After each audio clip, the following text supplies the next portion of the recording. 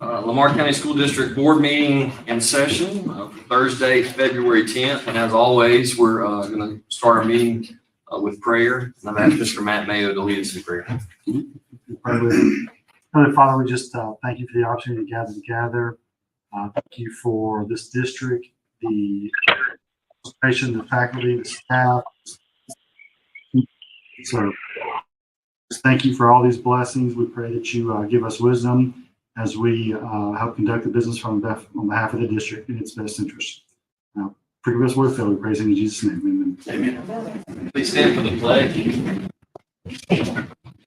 I Pledge allegiance to the flag of the United States of America and to the republic for which it stands, one nation, under God, indivisible, with liberty and justice for all. I want to thank everybody for coming tonight. If you didn't get a chance to pick up the copy of the agenda, there's some extras over here, and you'll notice at the top of the agenda the meeting procedures. And I'm not going to read the whole thing, but basically that just says if you haven't asked for permission to speak before the board tonight, that you're not going to speak tonight. This is, you have to get prior approval. So the next thing, number 3, is we need a motion to approve the general agenda as presented. Do we have any changes that we need? I'll take a motion. So move. Second. Motion is second. All in favor? Aye. And that passes. Now we have a presentation by Ms. Teresa Scardino. Am I saying that correctly? Yes, that's correct. Okay. Thank you. Yes, ma'am. I'll get up here so I can away from everybody. Hi, my name is Teresa Scardino, and I am a mother of 3 in the Oak Grove schools. And I wanted to say thank you for having me here tonight. Thank you for letting me speak before you. I'm here to ask for a review of the attendance policy, specifically with regard to exemptions. The current policy counts medical absences as excused, but these absences are still counted against the students. And students who miss too many lose their ability to be exempt, even though they have the grade to be exempt. So this encourages sick kids to come to school, and sick kids who stay at home are punished by not receiving that exemption reward. In light of the pandemic, this seems to be an outdated method of looking at absences. So children with medical issues that still make the grade should be allowed to have the reward, and in this case, their final exam exemptions. So I'd like to suggest that we overlook the excused absences completely. I understand that the state rules for absences during classes must remain in place, but I feel that we can change and update the local reward system. So that's it. Yes, ma'am. Thank you. Anything else? No. You were way under 3 minutes. You did awesome. Thank you. Thank you for coming. Thank you. Thank you so much, Ms. Farnell. Next, we have the approval of the January 11th minutes from last month. Make a motion. Second. Okay, we have a motion and a second. All in favor? Aye. Aye. And that passes. Next, we have approval of the monthly financial report for December of 2021. Does anybody have any questions for Ms. Hession? If not, entertain a motion. So move. Have a motion, need a second. Second. Motion and a second. Favor? Aye. Aye. And that passes.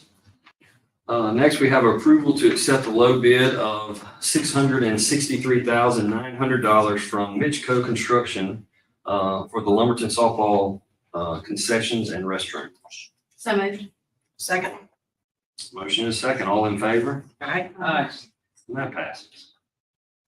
Next, we have approval to accept bids for lawn care of $207,000 from Scenic Landscapes for the north end of the district, and $154,472 from Timberstone for the south end of the school district.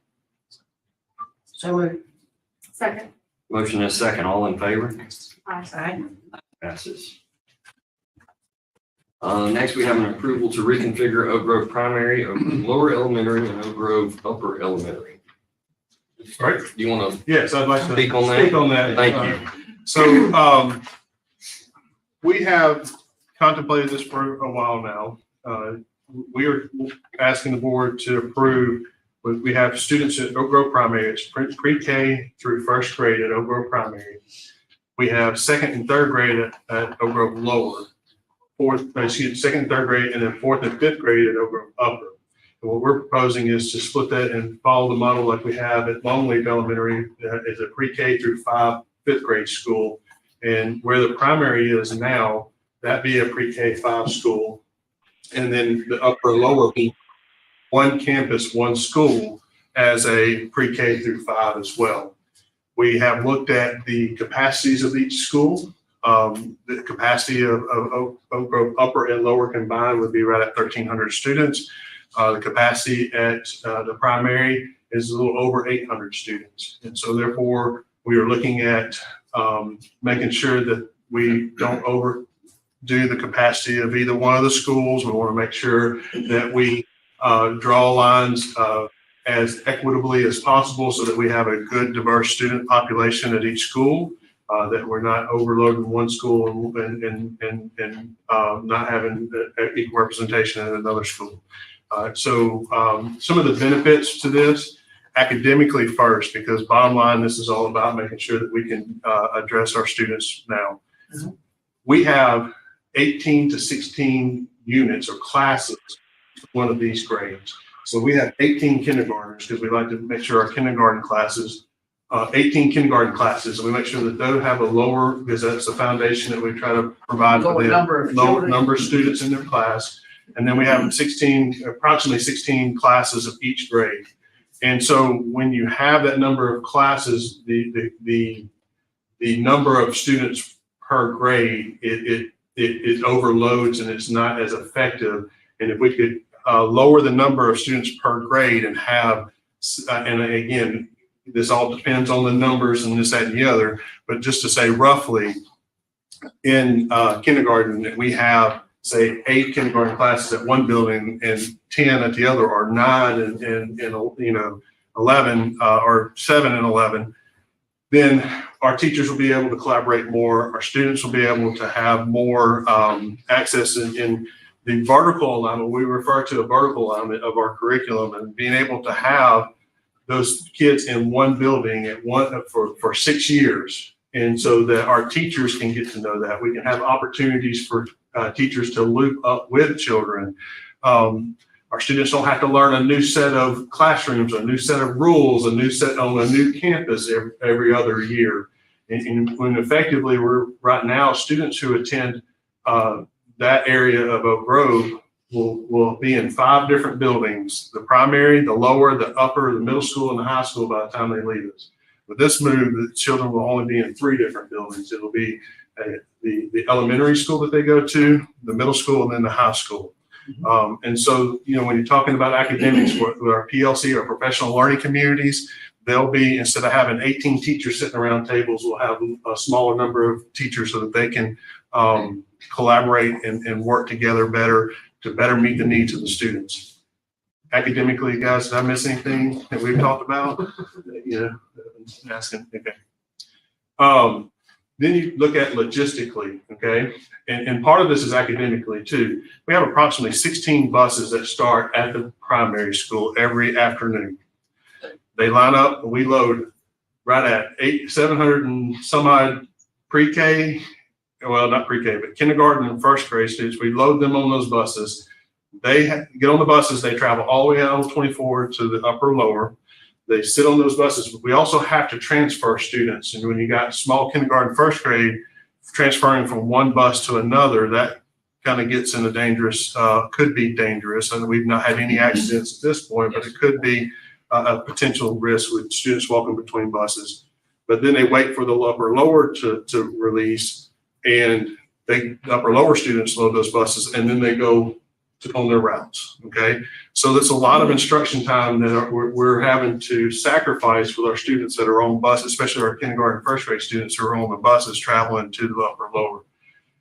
With this model, we're looking at somewhere around 7 buses starting at the primary building, and then we have about 9 buses or 10 buses that are out at the upper lower. They all load at one time, and then they run their routes. And so there's no travel time that's being lost between logistically for those things. parent drop off too. Parent drop off. And I'll use myself, okay? I've used it with several parents I've talked to and community members, this, that, and the other. Right now, I have a 6th grader and a 10th grader. If my 10th grader was in 5th grade and my 6th grader would be in 1st grade. So I would have to, my wife, my wife's probably watching right now. My wife, who runs the bus in the morning time, we call it, she would have to drop off my 1st grade student and then travel out and drop off the 5th grade student. At this time, with doing this, our parents would drop off at one school and then be out. And so it will actually reduce the number of cars because of that. I'm having to go to this building and this building and drop off. And some of our parents actually had to drop off at all 3, the primary, the lower, and the upper. And so, you know, that is going to reduce the number of cars on campus, which is always a safer, you know, when it comes to students and around cars and vehicles and this, that, and the other. And so that is another very advantageous fact of this proposal. So When would this be proposed to go into effect? we are looking at going into effect the 22-23 school year. That's starting July when we start school back after the summer. So. What about facilities, just in general? Yeah, so, you know, we do have some concerns. You know, it's not concerns with the facilities as far as being able to adequately, you know, like water fountains and toilets. Those are, we're doing a facility audit on that. You know, at one time, our primary was a kindergarten through 5th grade, or, you know, and so those facilities are still adequate for older children. We do want to update because of our primary. I'll also go ahead and tell them, make this, you know, public, is that our 2 buildings that need the most attention is Oak Grove Middle School and Oak Grove Primary. And so we do have plans to update facilities and bathrooms and things like that, as far as to do that. And in the future, we would like to look at doing some things to update new facilities. But until that, we would like to be able to make sure that our students are attending the school is nice, and that they're proud of that. So no plans at this moment to have to add any additional buildings to accommodate the students? No, there's at any of the schools. From the numbers that we've roughly run those numbers, and at this point we have adequate space to be able to house those. Because honestly, in the way I had to explain it is that it's like you got a deck of cards. The same number of students are attending those 3 schools now. They will still be attending the school. The numbers don't change, you know. So we're housing those numbers now. So we just redistribute the students in effect, and it still has the same number of students. So as far as adjusting the staff needs, are leave staff at the same school they're at, or how is that going to work? We have already looked into that. We've actually polled our teachers to ask them if they would like to stay, because effectively we have like 18 kindergarten teachers, you know, 16 1st grade teachers, and at the primary, well, some of them are going to have to go to the upper lower campus, and some of our 2nd, 3rd, 4th, and 5th grade are going to have to come to the primary campus. And so we've already polled, and we've got a plan, and we've actually looked at how we can adequately, because the one thing that equitably and fairly do that, because the one thing that we can't need is that we have all 1st-year teachers in one building. You know what I'm saying? We have to look at what's fair for and what's best for students, and we have to have a good team. So we're looking at it as teams and looking at placing teams of teachers together. And so, what I've told, I've had meetings with teachers and administrators. What I've told them is that when we release the I guess you can say the lineup or the teachers where they'll be placed, I'll be glad to sit down with any individual teacher and address any individual concerns at that time to make sure that we're attuned to our employees and making sure that we can do what's best and explain to them how we came to this conclusion. So from the parent standpoint, when would parents be informed of what campuses their kids are going to be at? As soon as we get that map nailed down, I mean, it's close. I just want to make sure that we look at it from every angle. Right now, you know, in every angle means bus routes, you know, pickup line, car line, those things, and logistics, and also the makeup of each campus and those things. And so my plans is that I bring y'all the map to the two schools in March, and y'all approved the zones at that time. And then when it's approved, then we'll release it and be able to answer the questions of which school I'll be at, this, and the other 3 schools. Right? I mean, basically, The The two campuses. the 2 Two campuses. campuses, 3 buildings, Yes. but 2 campuses. Yeah, that's right. yes. I have no further questions. Will this make every school in the district now be K through 5, every elementary level? Not every elementary. We still have K1, 2 here in Purvis, 3, 4, 5. But we have a Purvis lower and Purvis upper. But in Summerall, we have a K5. At Longleaf, we have K5. So we would have Summerall, Oak Grove, and then with Purvis and still the have a lower. upper. Lumberton is 6. Lumberton's K through 6, correct. That would have been too easy. Yeah. Any other question? No. I Okay. move to approve the reconfiguration of the Oak Grove primary and Bell and Oak Grove upper and lower elementary schools going to K through 5 I'll second that. campuses. Okay, we have a motion and a second. All in favor? Aye. Any opposed? Not passed. So next we have approval of change to policies DPC, EBH, GBRCB, GBRB, and JK. Motion to approve. Second for question. Second for discussion. The JK, it talks about students earning, money for, and I noticed there was, they needed to have 40% profit if they were gonna Correct. have something. The reason for a 40% profit? Yes,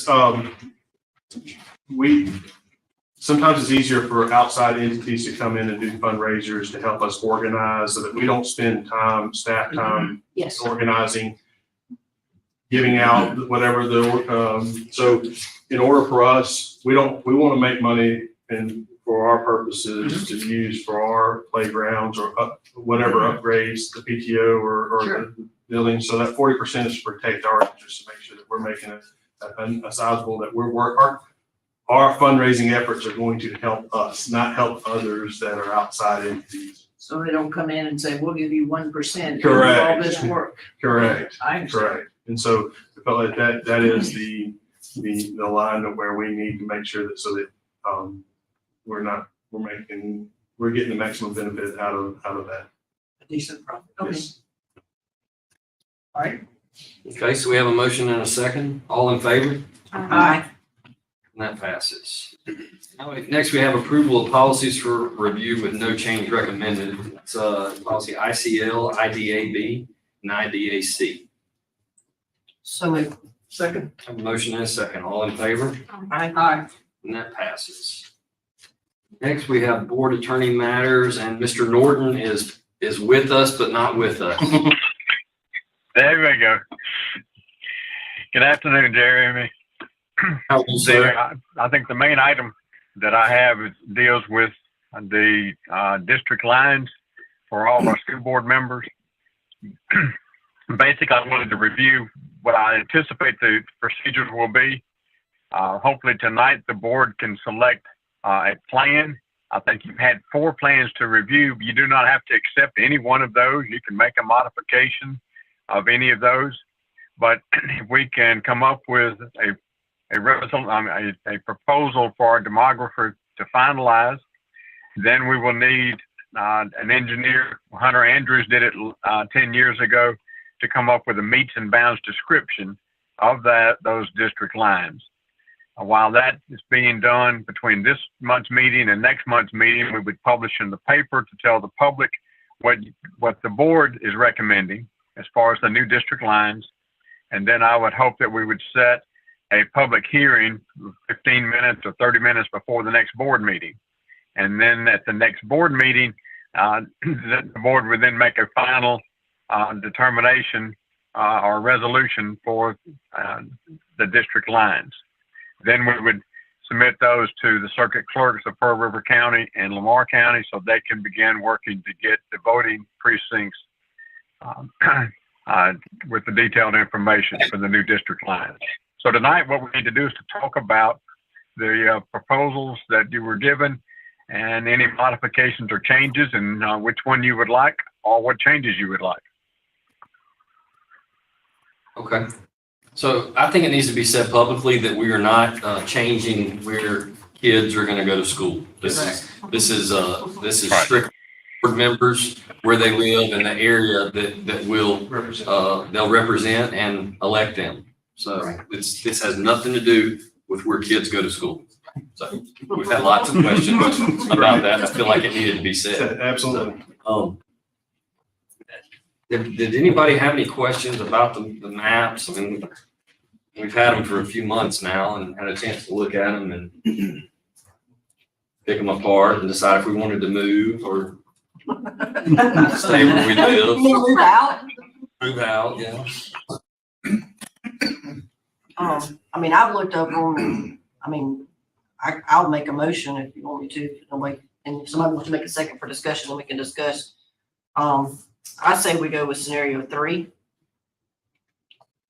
We had 4 that were given to us. Okay. I'll second. So, So we have a motion and discussion. Scenario 3 is the only one that I live where I represent my area. I live in where I represent. So we could just get rid of you if we picked any of the other ones. Any of them? That's, I mean, I want I'm to voting for it.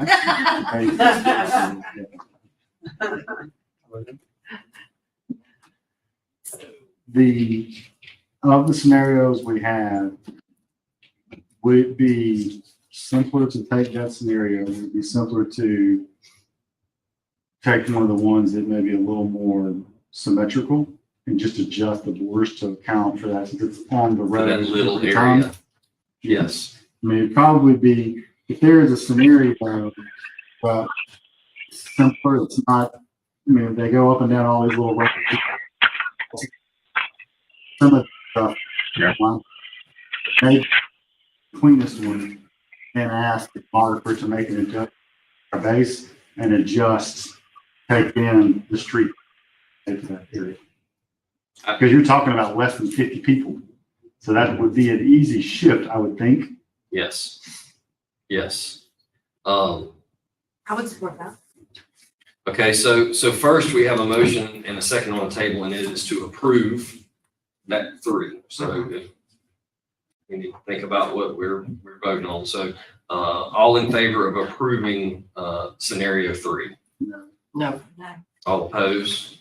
Hadn't said opposed yet. All opposed. I'm Yeah, opposed. I think we have a better choice. Okay, so we're all opposed. All right, so now at this time, we'll entertain another motion potentially. So I would make a motion to do what Matt said and have the demographer redraw with cleaner lines and that you get to live in your district.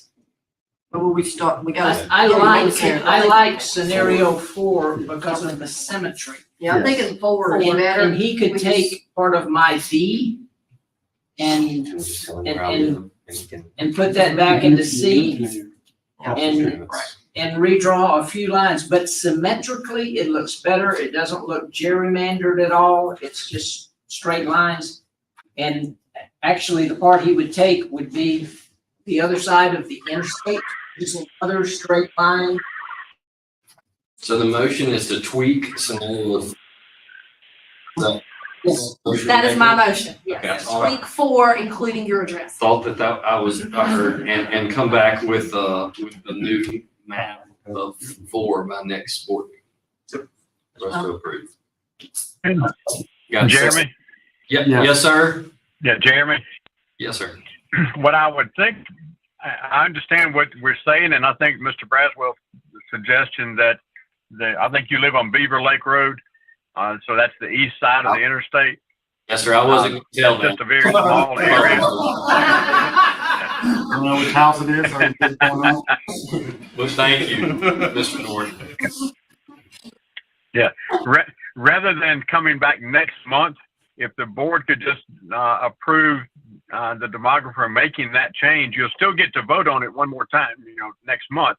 but Sure. that would give us a chance to go ahead and publish, because the circuit clerk is saying that he would like us to go ahead and move forward. Okay, So, Ms. Henschling would need to Amend my motion. amend her motion to say, just to incorporate that particular road, The road. the road that shall be unnamed. well, I'll just the second her east side of amendment. Interstate 59. But into- yeah, into area really, that's District probably C. what we should say, is just the east East side side of of 59. 59 of district, that District C area, So my official motion To encompass. to encompass Beaver Lake Road. would be that we choose option 4 to encompass Beaver Lake. Both sides. Both sides. Yeah, and the east side of 59. It's clear as mud. It's clear. You writing this down, Mr. Norton? I am. I'm not going to show the east side of Interstate 59 will be in your district, Correct, C. Yeah. Second that. and then be the whole- District C. Sure. And Yes. District B would be modified. Yes, District B is mine. It would be modified slightly somehow. That's good. Yes. Oh, yeah. Okay, so I think, so we have a motion. We have a motion, now second. All in favor? Aye. Aye. Okay. Anything else, Mr. Norton? All that I have tonight. Thank you. Is your street included in where you live? Okay. Next, we have 16th section land matters. And Mr. Harless is going to come and talk to us about these. All right, first item I have is open and award bids for the exploration, mining, production, and development of oil and gas. Have one bid.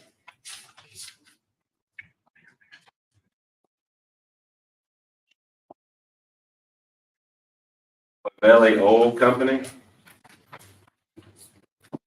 And it is for the sum of $80,000, $806.40. And that is for section 16, 1 north, 16 west. That's just for that one section? That's not all those, right? That's correct. Okay. You We could didn't get bid on them individually, and that was the only one they chose to bid on, Okay. was that one. All right. I see just that one section. So would that be your recommendation?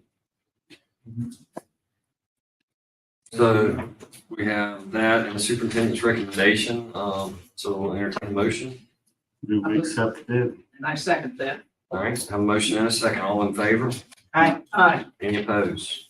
No. That's- What that leaves us, Mr. Harless, is 3 sections that we could at a later date. Reconsider. Yeah, how do we do that? Do we let somebody approach us and then we have to put it out for bid at that? That's what happened this time, is yes, we were approached. And typically, I think, they kind of cast a net for, several sections, but they really kind of have one section in mind. Okay.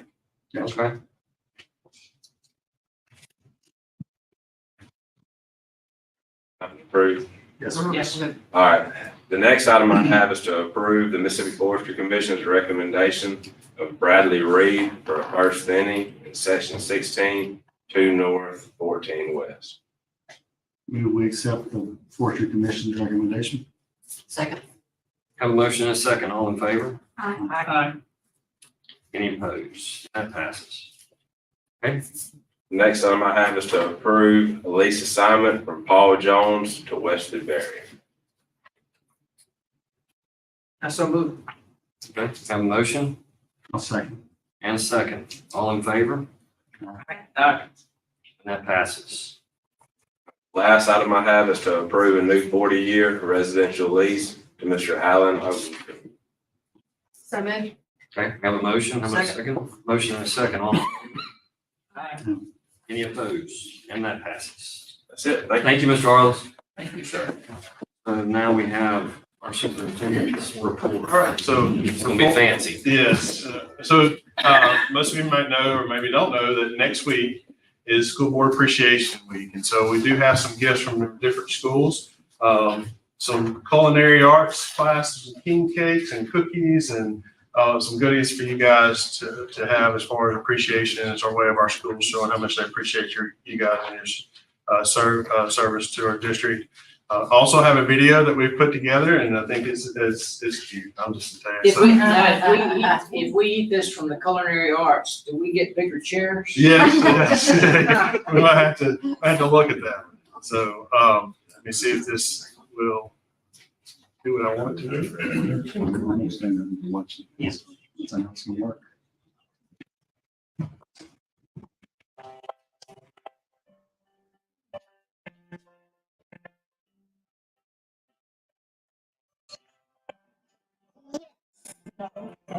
No. No, sort of.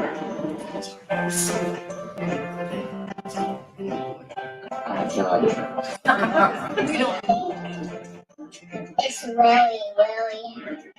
I'm a bit hard to understand that. Would be, I'm pretty sure they want to use words.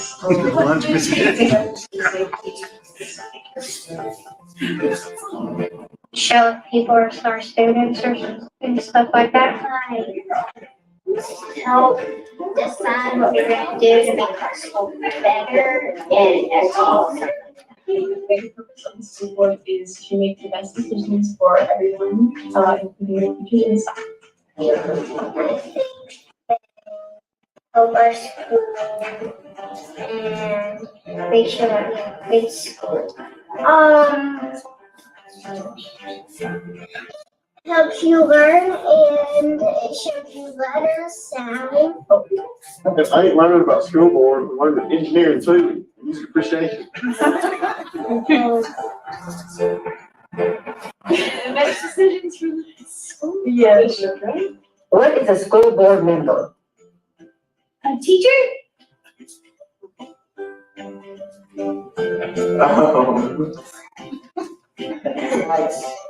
The purpose of the school board.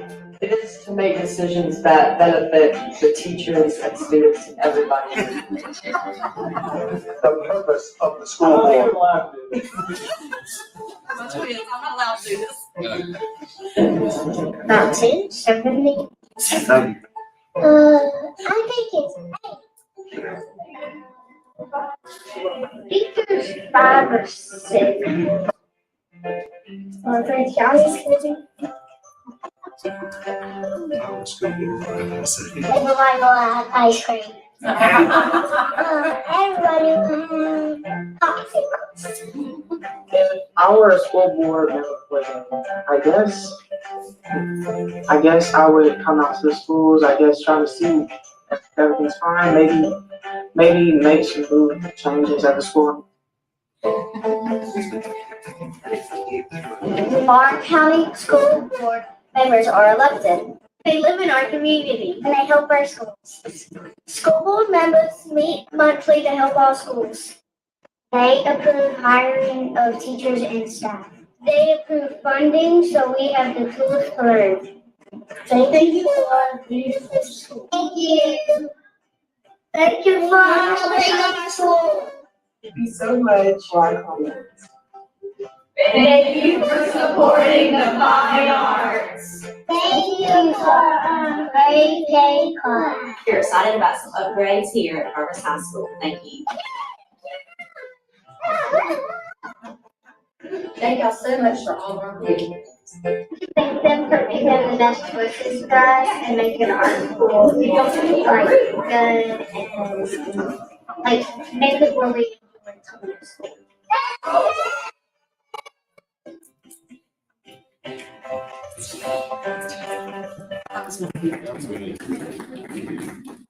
Credit where credit is due, and Meg Stewart is the one that put the compilation and put all the bells and whistles. Our principals and our teachers. Yeah, teachers and students, or administrators and teachers put together the video tapes and this and that. Also have one more thing, and this is a certificate of appreciation and recognition of our school board appreciation week. So this is from the MSBA and from myself, Mr. Jans. Try not to bend. Thank you. Thank you so much.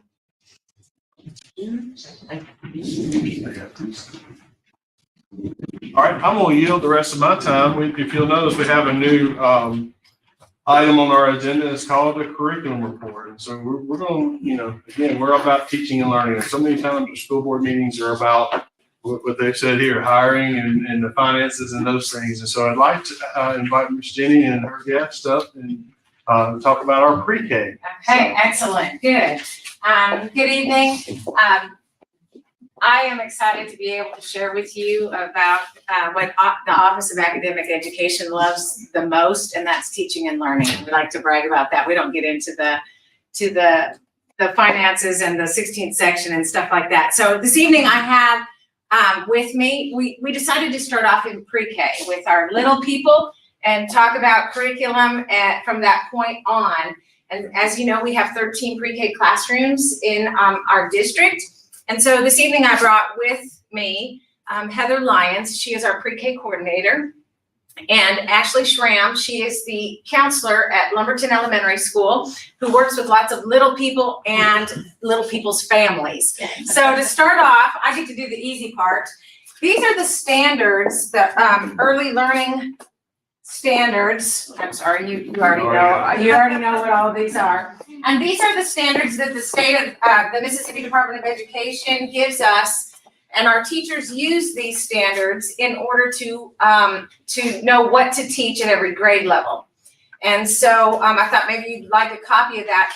And then what Ashley and Heather are going to do is they're going to model what a teacher would do. They get their standards like that, and then they look at them, they unpack them, take a look at it, and how to best teach our students those standards. So they're going to provide the curriculum side of things for you, and I wanted you to have the standards in front of you. So I'm going to turn it over to the experts, Heather and Ashley, to go ahead and do a little activity with you to replicate kind of what our teachers do. All right, I want to say thank you for having us tonight. Thank you guys for welcoming us. She didn't say enough great things about Ashley. Ashley also is on our PBIS committee, so she helps give us positive behavior strategies that work with our entire student population in pre-K. So I need some students, and you guys look like you would make the best pre-K students. So I'm going to invite you to join us. You don't think so? No, I know so. I know so. You'll be the nine. I'm really excited.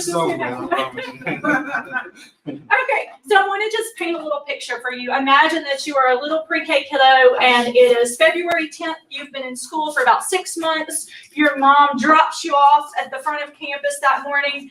You have your little pre-K bag on your shoulder and you walk right to your classroom almost unassisted. You have learned the rules, you've learned the procedures, you come in, you unpack your pre-K bag, put it away, take your coat off. You are greeted by a couple of warm teachers that are really excited to see that you're there. This week we're learning about day and night. So if you look around the classroom to our favorite places in pre-K, the learning centers, you will see in the science center toothpicks and marshmallows because we're making constellations today. Your friends are building rockets in the block center. There's lots of picture cards and vocabulary for you to use to write in your journals at the writing center. Go to the dramatic play center, there's a pop-up tent because you're camping out under the stars. So there's lots of engaging experiences that the teachers have planned. If you walk in adults, you think it's just play, but it's not. It's carefully structured play so that we can meet every one of those standards that are in your packet. So fast forward a little bit, you guys are coming to the Math Center, and you're so excited about the Math Center because I already see you playing with your things. So this week, we are learning about stars, and we read a book this morning called Night Shift Daddy, and the little girl looks out her window watching her dad every night when he's going off to work in the night shift. And what do you think she sees in the sky? Stars. Stars. She sees stars. Look in your math bucket. What do you have in your math bucket? Stars. You have stars in your math bucket. Now, that word star, what sound do you hear at the beginning of star? C. Very good. Did anybody know what letter makes the sound? Some advanced words might make the sound with a C. What letter? Yes. It's the S. Very good. Okay, so we have that word star. Can you think of some words that rhyme with star? Car. Very good. Another one? Bar. Very good. So you have some learning words. What did you say? Bar. Bar. Very good. Like the bar that we sleep on, like the monkey bar. Very good. We may not know that meaning of bar yet, okay, we hope you don't. So, I want you guys to take your stars. We are practicing the number 10 this week. So the first thing we're gonna do is we are gonna count out 10 stars, okay? And you can use your fingers for this one. So let's all count together. 1, 2, 3, 4, 5, 6, 7, 8, 9, 10. Now, Jenny, I like the way that you made 2 rows. How many do you have on this row? 5 on that. 5 on the top row. How many do you have on the bottom row? 5.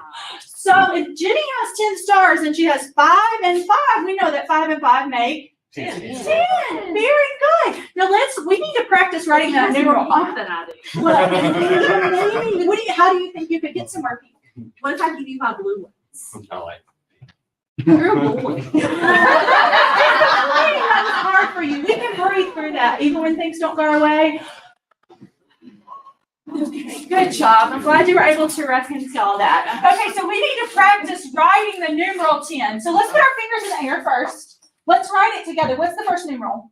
1. And what's next? 0. Good. Now take out your pencils. Oh, you did a great job, Jim. Good job. Take out your pencils and let's write the numeral 10 on your paper. And then show it to us because we want to see you do it. I like you connected your zero though. You've been working on that. Great job. Jeremy has a smiley face. I like that smiley face. That's very great. creative. That makes me smile.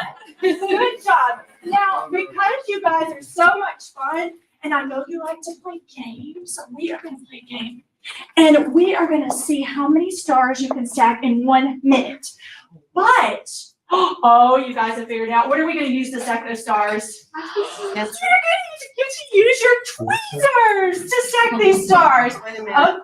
He's in the medical field. He's got Oh, do it with your left hand. What are we supposed to do with them? You're going to make a stack. Did you already do that? It's a rocket. You said we're doing rockets. Did you use your tweezers or your fingers? The most fun we've ever had. Your tweezers. Okay, I want you to make a prediction really quick. How many stars do you think you can stack? 10. 10? Oh. Do we only get to use these 10 or we use all of them? We use all of them. Oh, In a minute. Okay, so here comes the timer. Ready? That's it. Go. I see one stack. Fantastic. I know it's hard. Oh, look at that strategy. Good job. Jim. Oops. Jeremy, looks like you're making a pattern at the bottom. I love that. Oh, great. I like your strategy. Oh, no. Oh, I didn't. I know that's really hard. Did not get out for you. But you can try again. That's a Oh, different rule. It's Jenny. a different game. Yeah, might be a different game. She's not Let's- Okay, let's go. Did she not? Did she really? Oh, Okay. You have to try again. You are almost out of time. You have maybe about 10 seconds left. Oh, Jen, I can see your Day old disappointment. time. You'll get it. Guess what question? Oh, no. You can start over now. I could start You over. could. You, and time is up. Oh, I know that's going to be hard for you. Okay, you guys did a great job. So you see how in a math lesson, that was a math center activity, our teachers do such an amazing job of pulling all the standards together. And that's really what pre-K is like. It is exhausting. It is rewarding. It is exciting. It is like being shot out of a rocket all the time. But our teachers love it. They thrive on it. Our children thrive on the engaging activities. Yeah, our teachers do an absolutely amazing job at providing academic support, but also, as you can tell, what Heather did was building in those social skills, building in that emotional element that is so important for that pre-K foundation. And not only do they provide that academically, you know, they make it fun. I mean, imagine Heather as your pre-K teacher, right? Who wouldn't want to come to school? But something that's really important about that as well is they make it to where families want to be engaged. And the more family engagement that we have starting at that pre-K level, I mean, imagine the academic success that we can build on in that area. That's right. So, would you explain some of the family engagement activities that In fact, there's one happening tonight in Baxterville. We've been doing this entire series on executive functioning where we're helping families understand how when we start teaching now, children now about planning and prioritization, flexible thinking, all those skills that you start building when they're little so that when we are older, when we are adults, the things that allow us to be successful. So we've done this whole family series about that. And tonight they're actually in Baxterville. So we have to divide and conquer, but the rest of our team is serving the families out there. So we try to do some things like that. You've also had movie nights and. We've been very fortunate to keep going even through, you know, like the fall. We had some fall drive-through events where we were able to give families materials and things. So we stay very busy, but we couldn't stay busy without you guys. So you guys do the hard work so that we could do the fun work. Yeah. And we really appreciate it. And this is a result, and also, you know, we talk about our pre-K tax credit that we pushed and drive for, and so we're able to add new classes and have the 13. I think we had 10 prior to last year, and then this year we have 3 more. So we're serving 20, you know, when you say 13 classes, that's 20 kids per class. And so you're looking at 260. We still have waiting lists in some of our areas to get into our pre-K program. And so the funding from state has increased and helped a lot with some of that. We also have our pre-K tax credit, some of our title money. And so we just kind of wrap around and we do everything. We truly believe, and we have the data to prove that the earlier that we're able to help these students and learn and read and count and do these things, it really pays off for their future. It's like starting a race and getting a head start in a race. Do we track kids in our district that went from pre-K, that cohort like all the way through compared? It's been kind of hard with COVID, you know, but yes, we do look at and we do kind of compare. We're kind of hesitant about, because we don't want to discount any other programs, because we're not trying to reach kids who are in a pre-K program or another you know, private care type situation. Ones that we're trying to reach are the kids that are sitting at home watching Nickelodeon or, you know, Comedy Channel, that sort of thing. And that we're trying to get those kids that are not receiving any type of engagement or learning through the day. And, you know, the parents, some our parents do a great job, but it's still the social aspect of being in a group and working with other kids is so important at that age. So, but yeah, I can't, and just like, Miss Jenny didn't say enough about Miss Round. She didn't say enough about Miss Lyons either. She's amazing. She does an amazing job for our whole district, not just, you know, one pre-K. It's all of our district. So I appreciate you guys. Thank you. You guys set the bar high too. So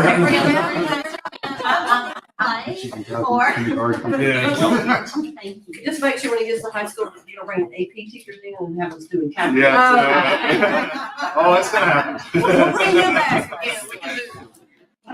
Thank you guys very much. It really was. So moving on to the next item on the agenda, we have to set our next regular meeting for March 7th, 2022, and that one is scheduled to be at the Purvis Lower Elementary, beginning at 6 p.m. So I checked my calendar just a second ago. We don't have to change anything for me. Wow. Unless you guys need to change. I'm not on call. I'm not. Yeah. I don't know what's going on. So I make a motion that. Well, it's the week before, too. It's usually the second. Yep. So I make a motion. Got a motion? I'll second. Got a second times 2? All in favor? Aye. Okay. And that passes universally. Next, we have the consent agenda. And so before we talk about that, we didn't have anything to change on it. So, Mr. Mayo, do you have any questions about the consent agenda? I do not, Jeremy. Ms. Pierce? I'm good. Ms. Henderson? Any questions? Mr. Braswell? No. Okay, so at this time, we can entertain a motion to accept the consent agenda as presented. So moved. Second. We have a motion and a second. All in favor? Aye. Any opposed? And that passes. Let's see. We did, one other, I think Mr. Matt Mayo had something he was gonna say. Just intend to inform the board that, as tonight's meeting adjourns, I've accepted a position with my current employer to relocate to Metro Jackson area. And so effective at the end of tonight's meeting, I will resign, my position as school board member representing District D. I thoroughly enjoyed it. Our district's awesome. I hate to go, but I'm really proud of what we do. Yes, I appreciate you. I'll speak for myself. I appreciate what you brought to our school board and our district. Yeah. So, And I'd like to echo that same thing. We're excited about the opportunity that you have at a new job, but it's your time here. You've made an impact and you've been engaged and helpful and, really brought a good perspective, and we appreciate that. I know vote on it isn't good. Yeah. I'll entertain a motion. Yeah. So, thank you, Jeremy. Matt's staying with us. So, we do need to consider executive session. We had some attorney matters, litigation updates, and we had a student matter tonight that we need to consider executive session. Motion to consider executive session for the reasons listed. Okay, have a motion. Need a second. So we have a second. Favor? Aye. And that passes. Now we need a motion to enter executive session. I'll make a motion for executive session at this time. Have a second. Second. All in favor? Aye. Ladies and gentlemen, we are in executive session. Thank you for coming.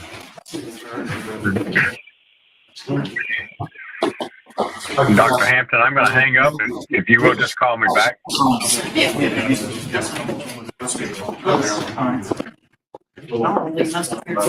I had one assignment. Hey, Mr. Rick, did you hang up?